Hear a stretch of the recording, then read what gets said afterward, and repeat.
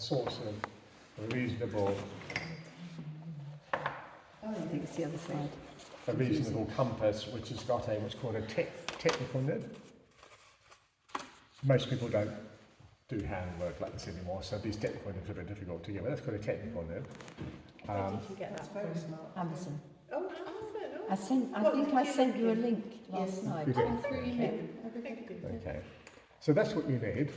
This one is already nice and rounded at the end, but older ones are sharp metal designed for paper. So if you get a sharp metal one, you just feel it's too sharp. Get 1200 sandpaper and just go round like that to make it more soft. Otherwise, if you use that, it will pick up, scratch up gesso and it will block the end and the paint won't come out. So you've got to, if you feel that, that's how you want the end to feel. Slightly rounded, sort of not too sharp. This comes ready to use, as I said. I don't know if it's actually plastic or plastic coated, but it's got a bit of a ballpoint pen in there. It does feel plastic coated, you know. Probably, yeah, I don't know if it's meant Do to you make your own balls? Yeah. Well, I used to for about 40 years. We've got so much work. I trained someone to make them for me. Yeah. Which is Jerry. Jerry, yeah. It used to be Dylan Hartley, but he sold the business. I think Dylan's now doing the gessoing and Jerry does the woodwork.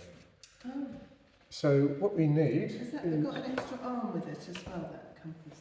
Yes, it actually It doesn't, no. it had this one on it, and then Yeah. that one was there, so I just swapped them around. Extension. But on what it. she means, there's a Oh. way to have an extension if you had a really big one. I can't remember. So this is an extension, yeah. Well, actually, that's a slightly different one, but yes. So there's some where you can put an extension on, and you get a really big circle. Yeah.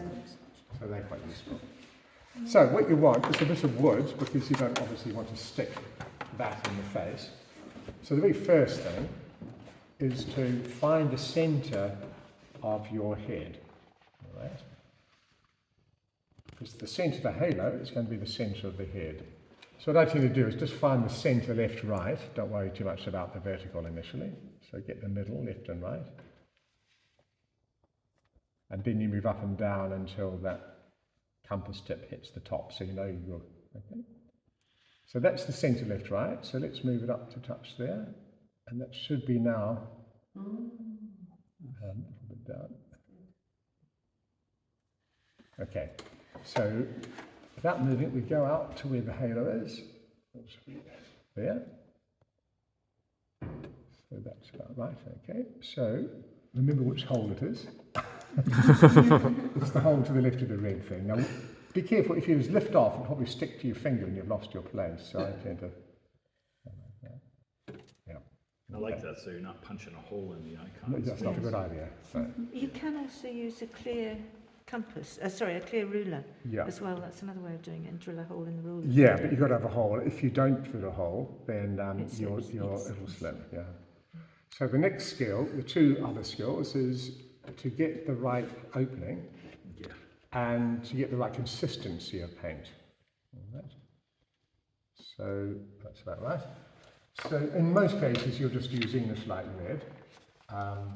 If it's gold, that's very different, but I won't complicate that. But for this English light red, sometimes use blue. If it's might have blue lettering or for various reasons, but generally it'll be red. So mix up your normal thing. Now, this has got to be liquid enough to come out of that, but not so liquid that it gushes out and you get blobs. So it's just experience, really. So you've got to have that in place before you do any of this. All right? You're not exactly ready. You've got about 5 seconds after putting that in and making a circle. So, but before you actually make your circle, you do a test. So see, I'm just filling it up like that. Okay, let's do a test on paper. It's okay. Put your finger on that, and see that one. Excellent. I'll do it without talking, so I don't make a mistake, and then I'll explain principles. I've never used this nib before, so that I think it's quite a fat end. It gives off a lot more than my metal one. So normally I would finish that in one sweep.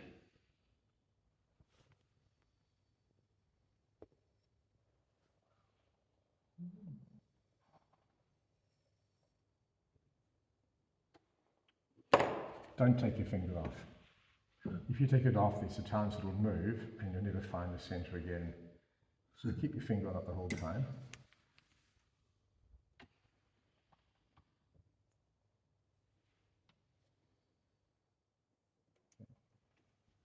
I won't fiddle around anymore. Okay, so having done that, I'll show you one or two important principles. You can get things called drawing pens which have the right you nib, can and then you transfer it. can just put it in an ordinary compass. Yeah, so a lot of these come with, is this someone else's? That's yours.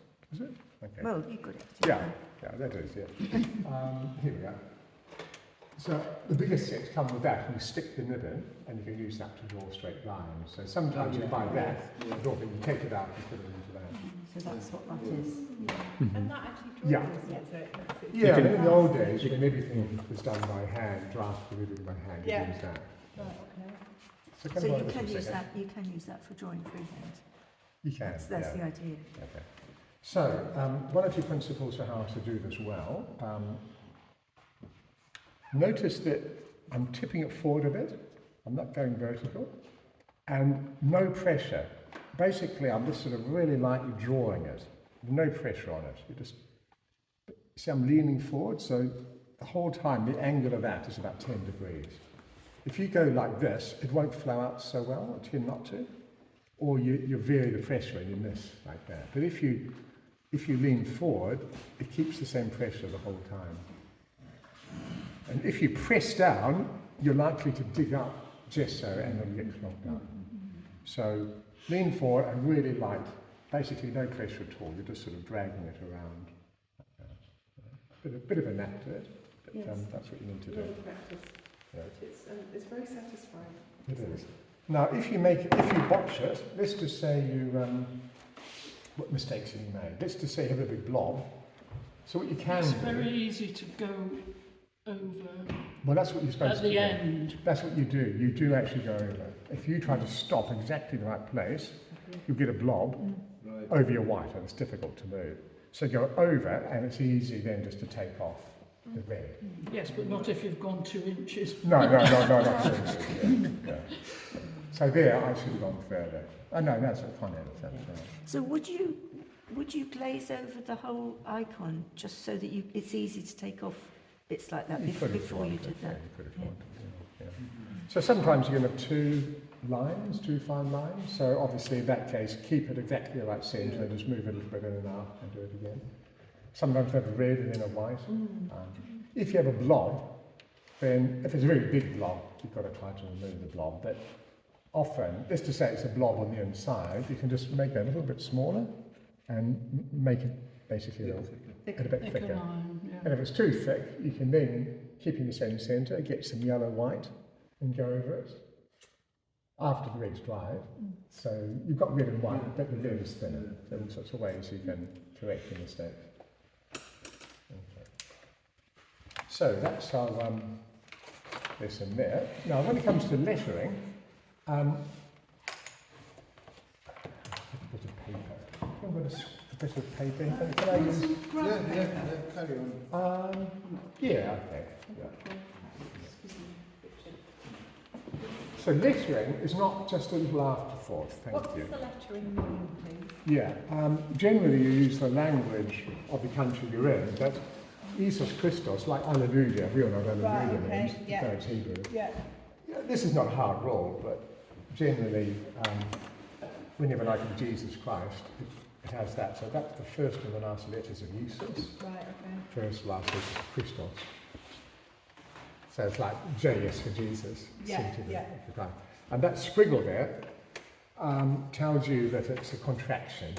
In other words, you've Oh, contracted. it's, yeah, abbreviated, in Yeah. other words, yeah. Yeah. In the Old Testament, when God appeared to Moses, God said, "Who shall I say sent me?" In other words, what's your name?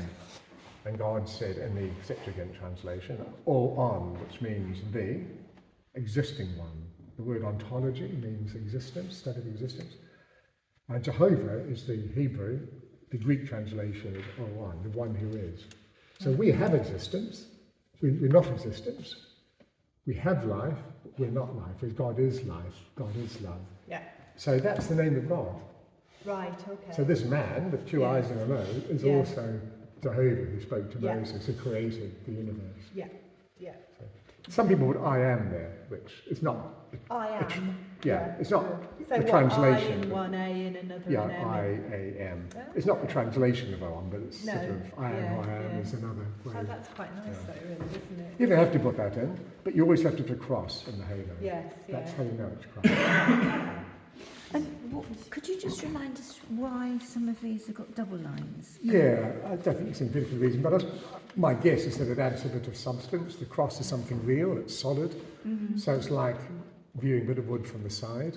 You know, you've got the side in there, so this is his divinity, this is his humanity there. So you want to add, make sure that's sort of a bit material, so having that, it's like a three-dimensionality.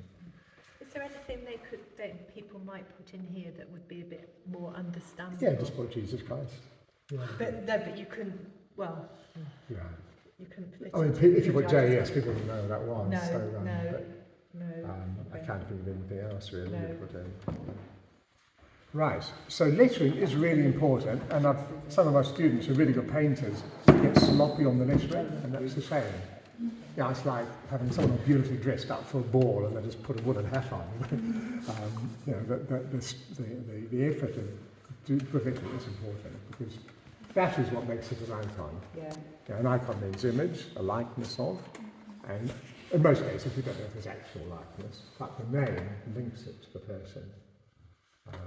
So that's the first thing, it's important. The second thing is that the placing of the, it's a pencil.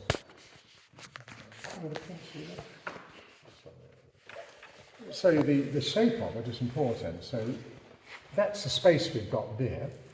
So you don't want to do it arbitrarily, it's got to relate to that space. So you notice that the distance there is more or less the same. I haven't sort of squashed it in the corner. Just imagine if I squash that in the corner, you've got no space there, there's a lot of space here, so you think, well, why have I done that? So that's one technique, just to make sure that there's a nice, comfortable space around. But sometimes, and Cricket Crude does this, you can actually change the size to fill the space like that. You don't need to be too eccentric, but another way sometimes Father Zenon, and I'll show you, and also a very good Italian iconographer, he will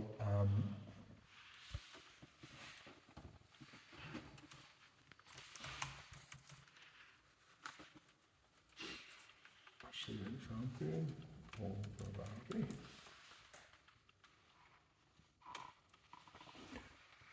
An example of two.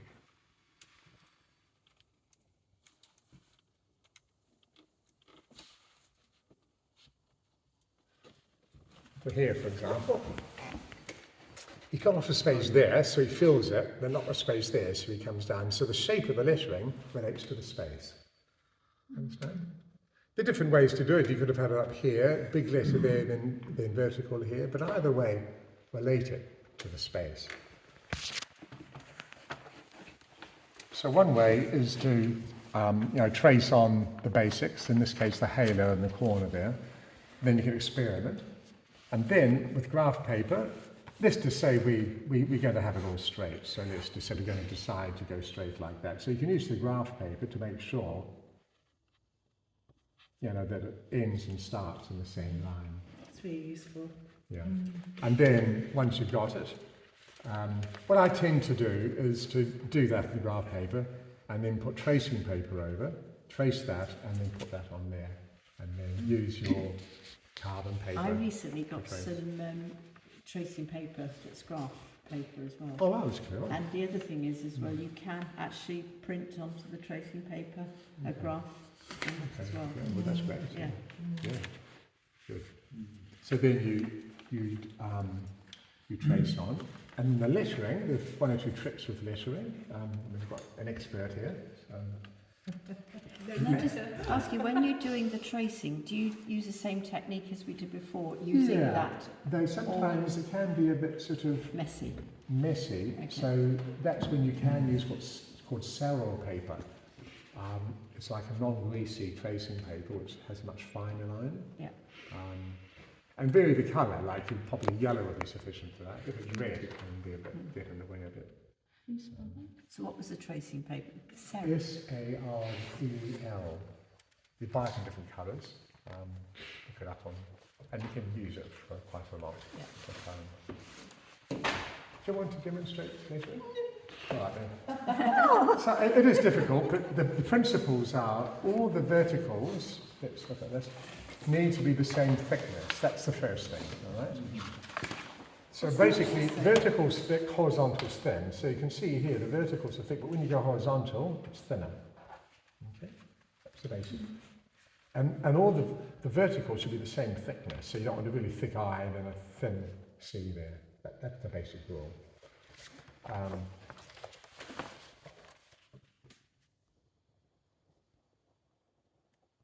And generally, you've got some sort of base, like a flaring at the bottom.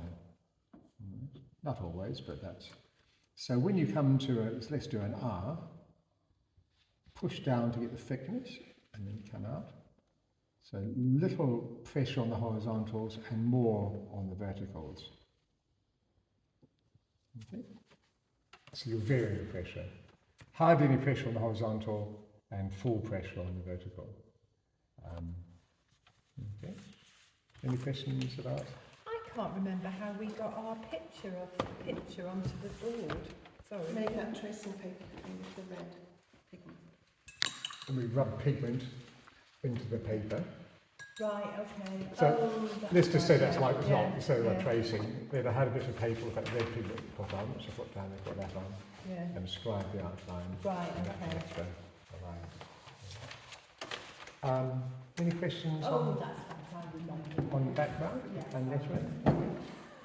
Do you want me to leave that now and you just fudge it for your garments, or do you want me to? Oh, could you show us your the garments as well? That's great.